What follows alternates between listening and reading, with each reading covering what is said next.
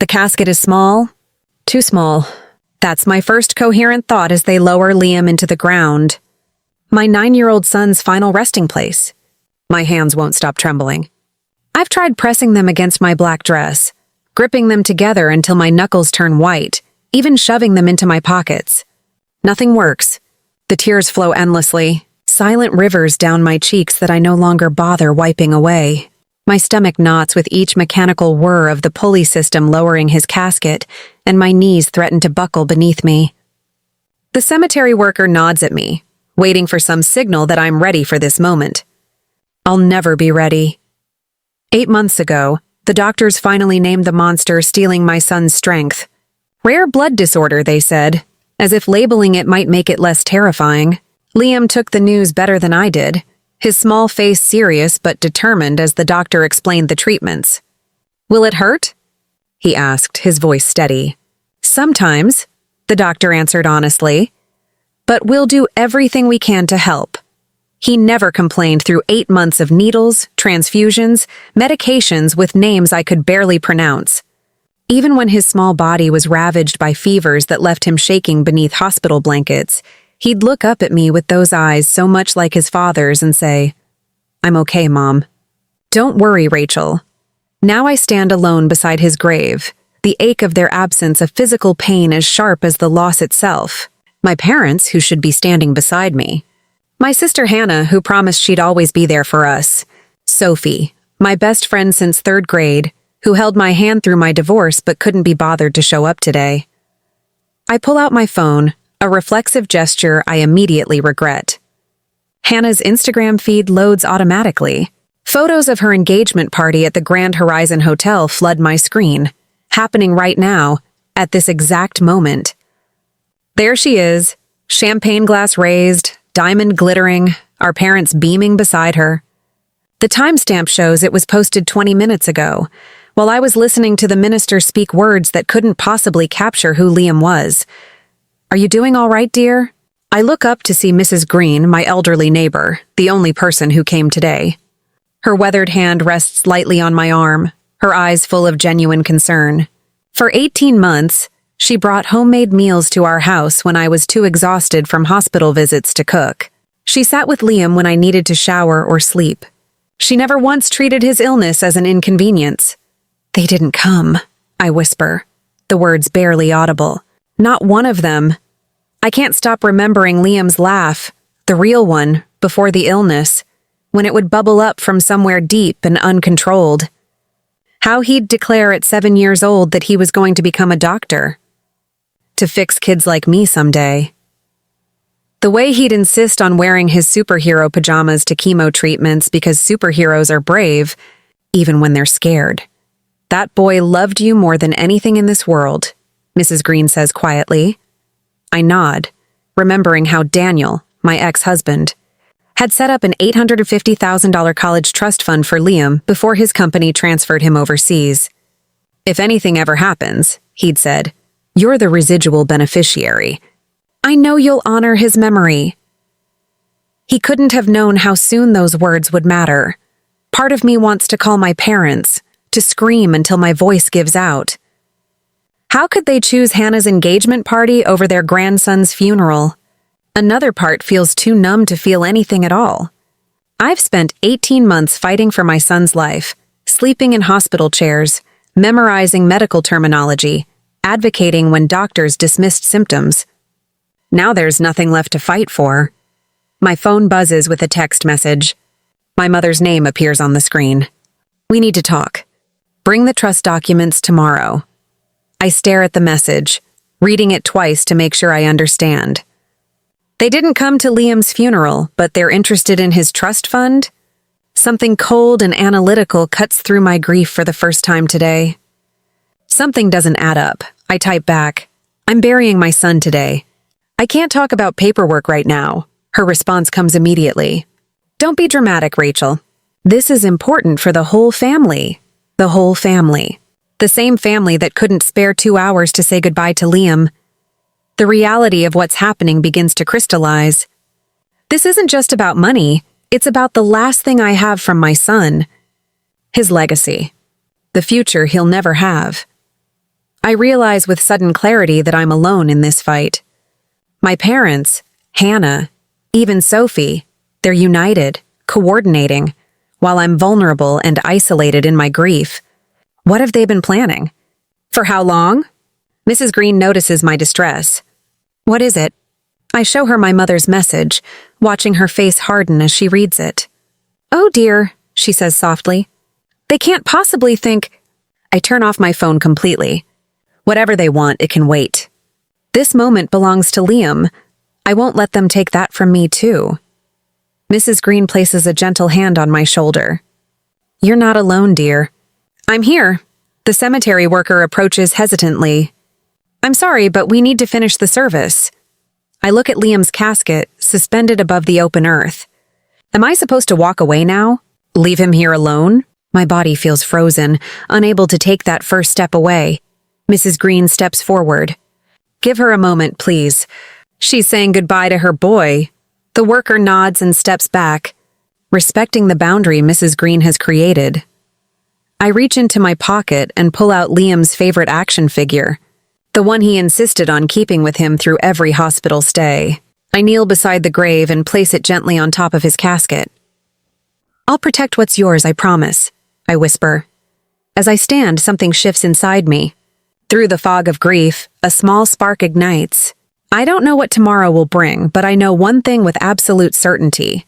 They will not take my son's legacy without a fight. Placed deliberately in front of me. The shop bustles with afternoon customers exactly as I'd hoped. Daniel's advice echoes in my mind. Public places discourage scenes, control the narrative from the beginning. Ask. Sophie waits in her car across the street, ready if I need backup. Daniel is on standby for a call. For the first time since Liam's diagnosis, I don't feel completely alone. My family arrives together, Hannah leading the procession in designer sunglasses, my parents following like attendants. Rachel trails behind, avoiding my eyes. They take seats around the table without ordering drinks, clearly expecting this to be brief. Hannah immediately reaches for the manila envelope. So you've signed the papers? I knew you'd be reasonable. I place my hand firmly on the envelope. Before we discuss any papers, I want to know why none of you came to Liam's funeral. My mother sighs dramatically. Rachel, we've been through this. Hannah's engagement was planned months ago. We couldn't cancel everything on such short notice. It was your grandson's funeral, I said quietly. And we grieved in our own way, my father replies, glancing nervously at nearby tables. Everyone processes loss differently. I open the envelope and slide out several photos, screenshots from Hannah's Instagram, time-stamped during Liam's funeral. Champagne glasses raised, diamond ring flashing, everyone laughing. While I was burying my son, you were drinking champagne and laughing. My voice remains steady, but people at nearby tables glance over. Hannah's face flushes. You're taking those out of context. That's not fair. I pull out a second document from the envelope, the notarized trust terms with no amendment without grant or consent, highlighted in yellow. Daniel made his intentions very clear. This money is Liam's legacy to me. My father reaches for the papers. Let me see that. I pull them back before he can grab them. I've spoken with Daniel Donovan. He has Daniel's original statement of intent. The trust cannot be modified, transferred, or accessed by anyone but me. Hannah's carefully composed expression cracks. You don't deserve that money, you'll just waste it, her voice carries. Several customers turn to stare. Lower your voice, my mother hisses. Why? I ask, looking directly at Hannah. Are you worried people will hear how you tried to take advantage of your grieving sister? How you couldn't be bothered to attend your nephew's funeral but want his college fund? Hannah stands abruptly. This is ridiculous. We're trying to help you. I don't need your kind of help, I say, gathering the papers back into the envelope. I'm not signing anything, ever. My father leans forward, voice low and threatening. You're making a mistake, Rachel. We can make things very difficult for you. You already have, I reply, standing. For my entire life. But not anymore. I walk out, feeling their stares burning into my back. Outside, Sophie waits in her car, window rolled down. When I slide into the passenger seat, she gives me a proud smile. You stood up to them. Good for you. My phone rings. Daniel calling for an update. How did it go? He asks when I answer. Do we need to prepare for immediate legal action? I describe the confrontation while Sophie drives us away from the coffee shop. Daniel listens carefully, then confirms we're in a strong position legally. They'll likely try something else, he warns. But you've established boundaries, which is critical. After we hang up, another call comes through, Daniel's parents. They offer to fly in from Arizona to testify about Daniel's intentions if needed. We always knew Liam's care was your priority, Daniel's mother says. We'll support you however we can.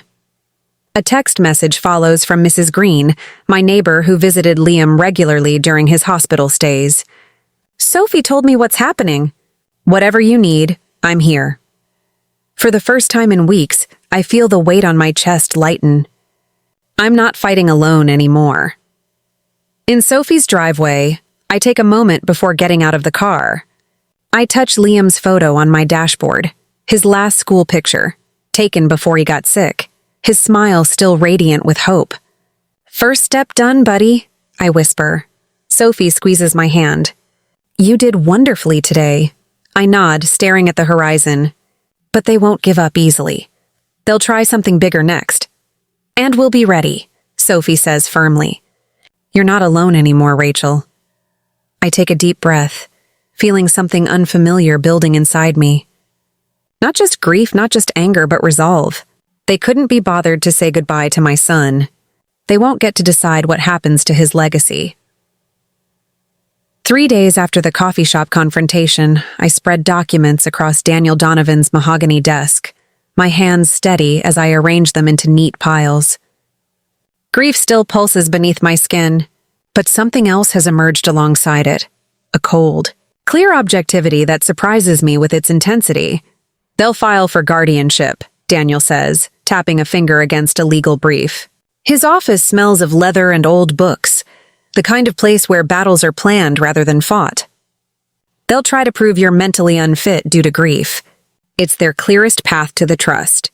Story continues word to word with all names replaced and bolded as above, ending at the confrontation with Hannah on the porch and the recording sent to Daniel. It's past midnight when Sophie arrives with an overnight bag. I thought you could use some company, she says, setting a thermos of tea on my kitchen table. Thank you, I whisper, unsure if I can explain how much her presence means. Tomorrow we show them what real strength looks like, she says, squeezing my hand. My phone lights up with a text from Daniel. Everything is ready. Liam believed in you. So do we. I can't sleep, so I sit in Liam's room instead, holding his favorite stuffed dinosaur. The glow-in-the-dark stars we stuck to his ceiling still shine faintly. I take out my locket and open it to see his smiling face. Tomorrow is for you, buddy, I whisper to his photo. For your legacy. For the first time since the sheriff knocked on my door, I feel something beyond fear or determination. I feel ready. The next morning, I enter the courtroom with my head high, flanked by Daniel, Sophie, and Daniel's parents. The polished wood and solemn atmosphere remind me of a church, a temple where truth should matter more than performance. Hannah, my parents, and Mrs. Green sit on the opposite side, their faces arranged in expressions of practiced concern. My stomach knots as I take my seat. It's been 48 hours since the sheriff served me with papers claiming I'm mentally unfit to manage my own affairs, let alone my son's legacy. Daniel squeezes my arm gently as we settle at the defendant's table. All rise for the Honorable Judge Marion Peabody. A stern-faced woman in her 60s enters, her silver hair pulled back in a severe bun. She reviews the emergency petition with narrowed eyes before addressing the courtroom. These are serious allegations. I expect both sides to present evidence, not emotion. Her gaze sweeps across both tables. Mr. Harrington, you may begin for the petitioners. Now, sight of calls. My family's attorney rises, his expensive suit and confident posture reflecting their certainty they'll win.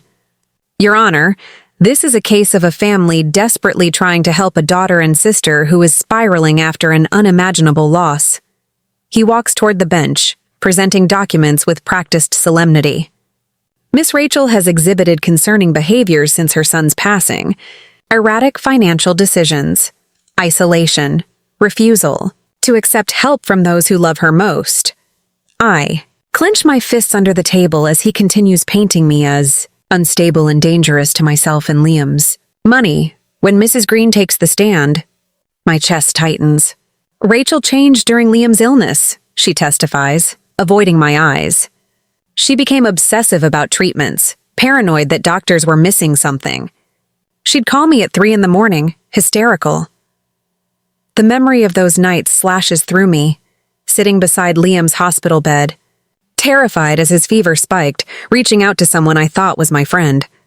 My isolation wasn't paranoia. It was abandonment by the people testifying against me now. My mother takes the stand next, dabbing at tears that appear on command. We're heartbroken watching her self-destruct. This isn't about money. It's about protecting our daughter when she can't protect herself. The judge's expression softens at my mother's performance. A cold wave of fear washes over me. She's buying their act. Then Daniel stands, and everything shifts. Your Honor, what we're witnessing today is not concern, but calculation. His voice fills the courtroom with quiet authority. Miss Rachel hasn't self-destructed.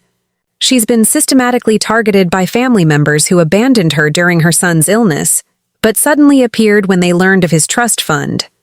He begins methodically dismantling their case, presenting complete hospital records that chronicle every appointment I attended, every treatment decision I researched and approved, every night I slept in a hospital chair. Now he calls Catherine Winters, hospital records administrator.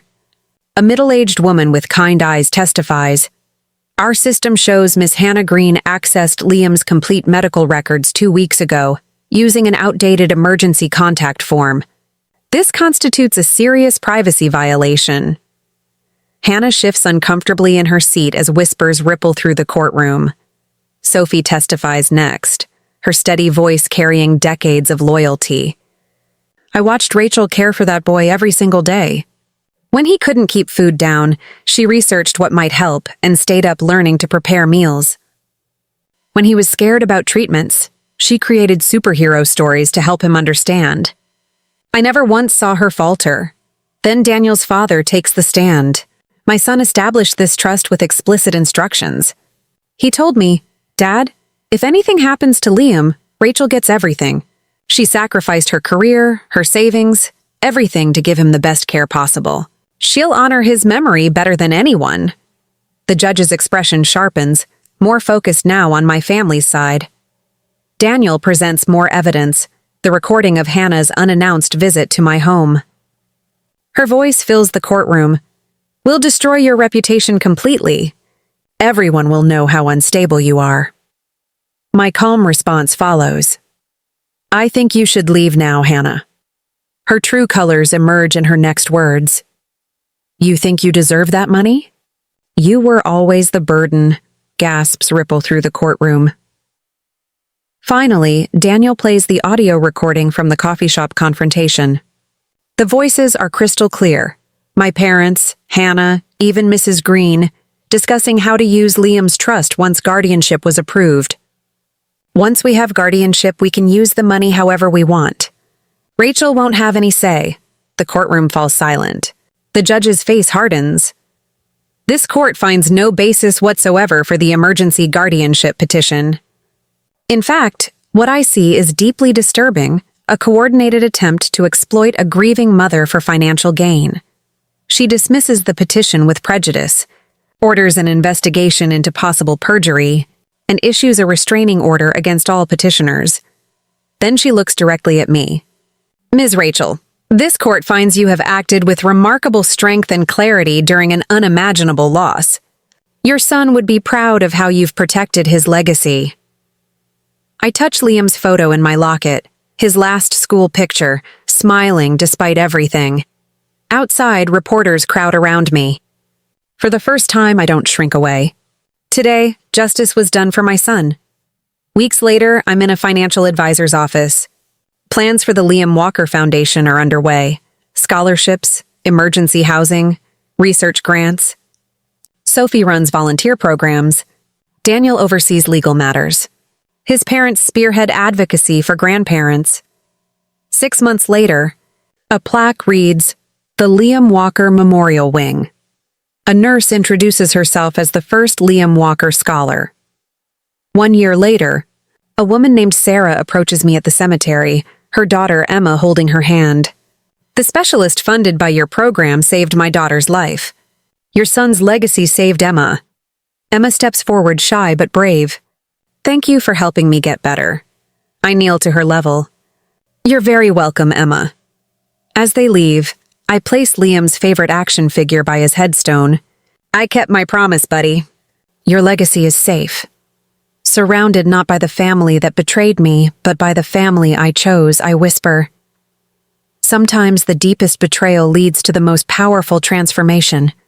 I'm not just surviving now. I'm living the life that honors everything you taught me about courage.